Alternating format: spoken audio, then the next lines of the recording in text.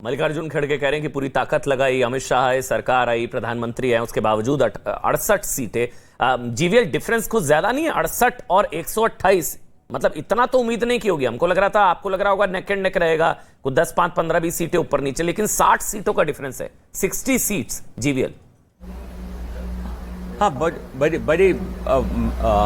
बड़ी बिल्कुल बड़ा अंतर है, इसमें कोई नंबर्स स्क्रीन पर स्पष्ट दिख रहे हैं, बट लेकिन ये वोटों में जब देखेंगे, क्योंकि जब तक आप वोट का आकलन नहीं करेंगे, सीटों में हमें बड़े नुकसान हुआ है, मैं मानता हूं, बट लेकिन हमारा एक वोट नहीं घटा है, तो इसलिए हम अपने वोटर्स हमसे नाराज होकर नहीं निकले।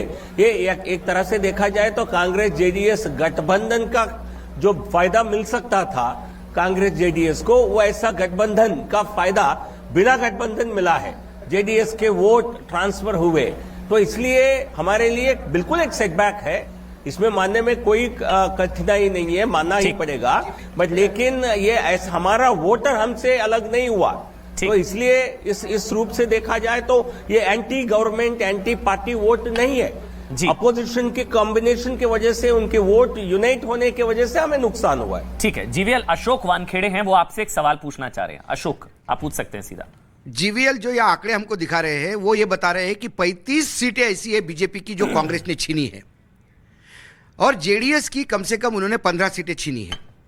कांग्रेस ने जो मुस्लिम के लिए आरक्षण बोला और बजरंग दल का जो बैन है, वो कहीं ना कहीं कांग्रेस को ओल्ड मैसूर में फायदा दे गया, और जो मुस्लिम वोट स्प्लिट होता था जेडीएस और कांग्रेस के बीच में, वो कांग्रेस के पक्ष में आया।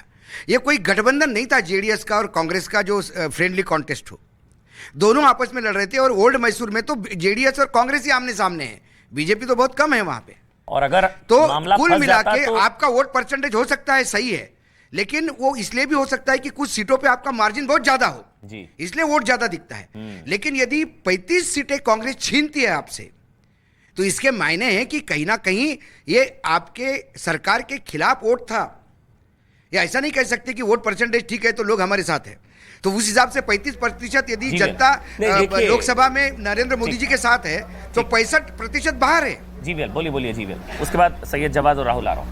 शुक्रिया जी। आ रहा हूं। देखिए, ये देखिए, जो सीट हमसे कांग्रेस जो छीनी है, जो अशोक जी कह रहे हैं 35 सीट, वो सीट छीनने का कारण केवल बीजेपी का वोट घटने से नहीं, जेडीयू का वोट ट्रांसफर होने में, जो बाइपोलर कॉन्टेस्ट नहीं था, जो एक्चुअली त्रिकोणीय संघर्ष था, वो कुछ भी कारण हो, केवल ये माइनॉरिटी वोट के कारण ऐसा है, ऐसा मैं नहीं मानता हूं, तो आप एक विश्लेषक के तौर पर आप मान सकते हैं, क्योंकि इतना बड़ा फैक्टर कर्नाटक में मुस्लिम वोट नहीं है, ये इतनी बड़ी तादाद में नहीं है, ये त्रिकोणीय तो था मुकाबला, जेडीएस के वोट, कांग्रेस बीजेपी त्रिकोणीय मुकाबला ही तो था, ये मुकाबला तो त्रिकोणीय था, गठबंधन तो था ही नहीं कांग्रेस जेडीएस का मुकाबला।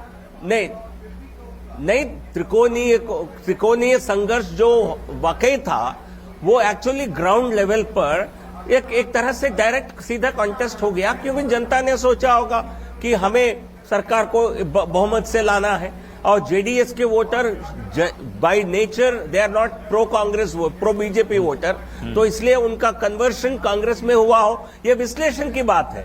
हमारा वोट घट जाता, हमें मान लीजिए 28% वोट मिलता, 25, क्योंकि जो जिस प्रकार का प्रोजेक्शन कर रहे थे, सरकार के खिलाफ लोग हैं, बीजेपी को नकार रहे होते तो हमारा 36% वोट नहीं मिलता, हमको 28 से 25% वोट पर सिमट जाते हम।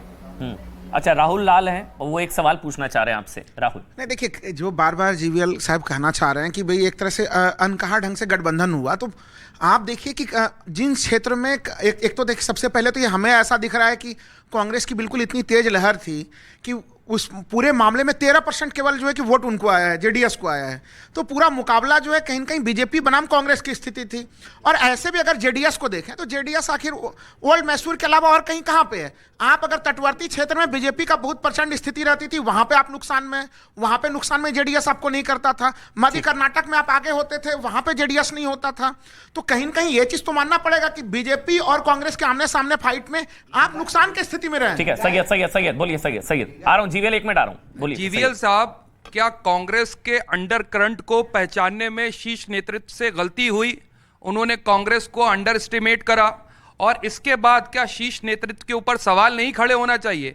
जिस तरीके से आपको हिमाचल के अंदर हार मिली, उसके बाद आपने पता है कर्नाटक को आप किस तरीके से लूज करा, तो कहीं ना कहीं मुझे लगता है जो चाणक्य नीति है वो भी फेल हुई है, और जो अशोक जी कह रहे थे कि भाई आपका जो मोदी मैजिक है वो भी काम नहीं कर रहा। लेकिन अब अगर सवाल कोई खड़े करेगा तो बिल्ली के गले के अंदर घंटी कौन बांधेगा, इसके ऊपर भी एक सवाल करिएगा। सुप्रिया एक मिनट, जीवीएल एक मिनट और दीजिए, बोलिए सुप्रिया। देखिए, ये तो है कि जिस तरह से पूरी ताकत झोंक दी गई थी, उसके बावजूद भी ये बड़ी हार है।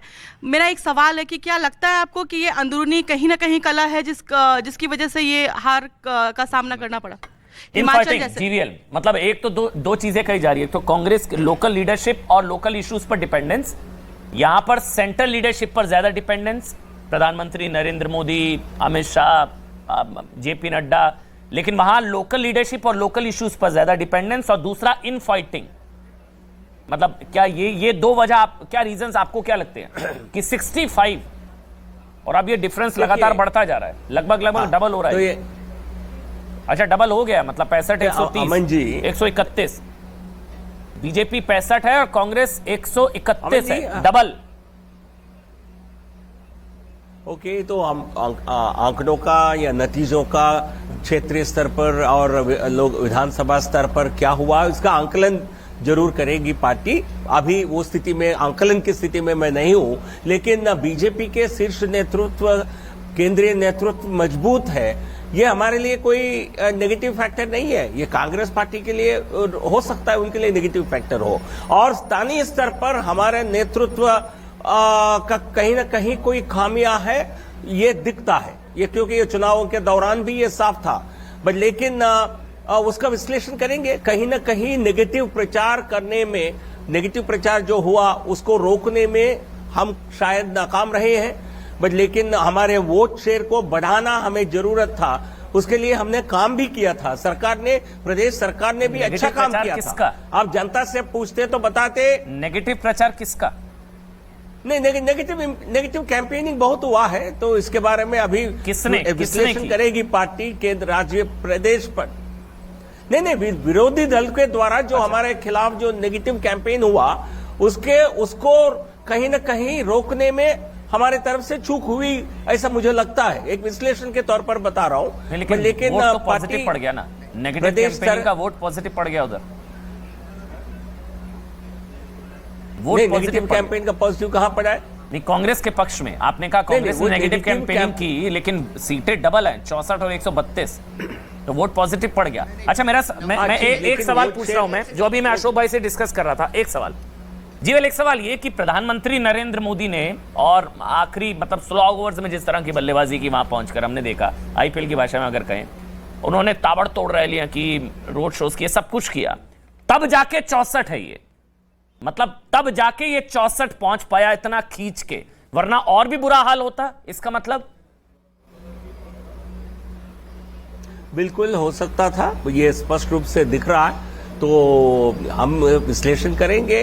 क्योंकि प्रधानमंत्री जी खासकर शहर में, बेंगलुरु शहर में बहुत इजाफा हुआ है। पार्टी के केवल शायद एक ही रीजन है जहां हमारा स्ट्रेंथ बढ़ी है, बट लेकिन ये जो हमारे खिलाफ जो प्रचार था वहां, ये कहीं ना कहीं हमको कुछ नुकसान किया है, ये लग रहा है कि, लेकिन स्थानीय नेतृत्व इसको पॉजिटिव जो काम किया है सरकार ने, उसका प्रोजेक्ट करने में कहीं ना कहीं हमारे खामियां रही है। मुझे ऐसा प्राथमिक विश्लेषण के रूप में दिख रहा है, बट लेकिन जो भी हो, बड़ा नुकसान हुआ है। हमारा वोट नहीं घटा है, लेकिन हमारी बड़ी हार हो रही है, तो ये स्वाभाविक रूप से एक हमारे लिए चिंता का विषय है और विश्लेषण करने का विषय है।